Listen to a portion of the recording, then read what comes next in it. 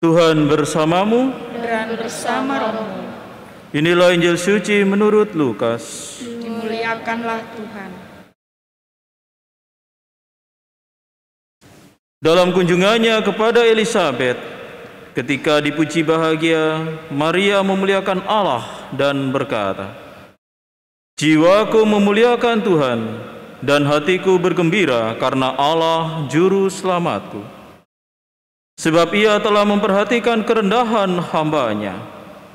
Sungguh mulai sekarang, segala keturunan akan menyebut aku berbahagia, karena Yang Maha Kuasa telah melakukan perbuatan-perbuatan besar kepada aku, dan namanya adalah kudus.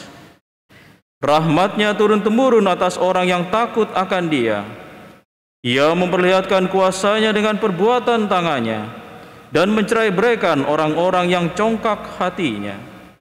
Ia menurunkan orang-orang yang berkuasa dari tahtanya, dan meninggikan orang-orang yang rendah. Ia melimpahkan segala yang baik kepada orang yang lapar, dan menyuruh orang yang kaya pergi dengan tangan hampa. Ia menolong Israel hamba-Nya, karena Ia mengingat rahmat-Nya, seperti yang dijanjikannya kepada nenek moyang kita, kepada Abraham dan keturunannya untuk selama-lamanya." Kira-kira 3 bulan lamanya, Maria tinggal bersama Elisabet, lalu pulang ke rumahnya. Demikianlah sabda Tuhan. Terpujilah Kristus. Saudara-saudari yang terkasih, ada 3 nilai kebajikan Santa Perawan Maria yang terkandung dari doa Magnificat-Nya yang pantas untuk kita teladani. Yang pertama adalah sadar untuk selalu memuji dan memuliakan Allah, Sang Juru Selamat, setiap waktu di dalam perjalanan hidup sehari-hari. Sebab sebagaimana Santa Perawan Maria menyadari bahwa segala berkat, kebaikan, kegembiraan, dan sukacita itu merupakan pemberian atau anugerah dari Allah yang Maha Tinggi, maka kita diajak pula untuk senantiasa mengingat bahwa segala kebaikan, berkat, kegembiraan dan sukacita yang kita alami itu adalah anugerah dari Allah yang Maha Baik kepada kita.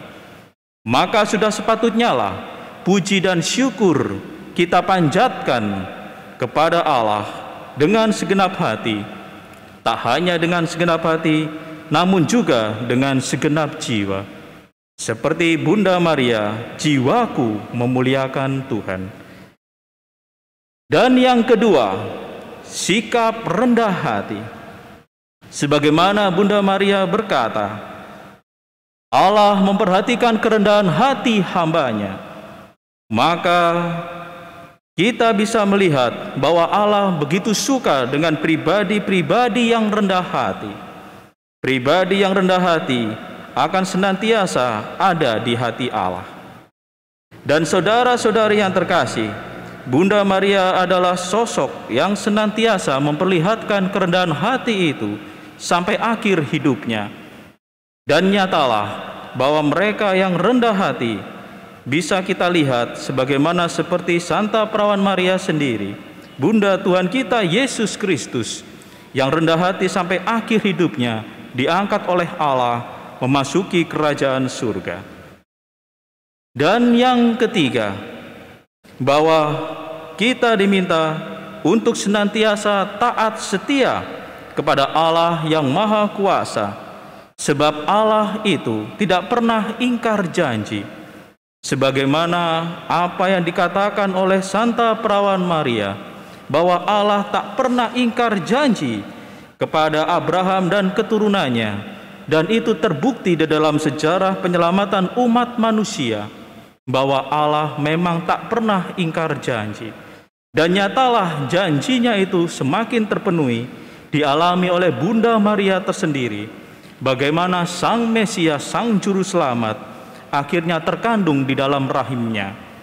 Dan itu adalah cara Allah senantiasa menyelamatkan umat manusia, bahwa Allah sejak dulu kala tidak pernah ingkar janji, melainkan setia kepada janji keselamatannya. Maka demikianlah pula apabila kita taat setia, menantikan janji keselamatan Allah, setia di dalam iman kita, maka kita pun akan memperoleh keselamatan yang sama.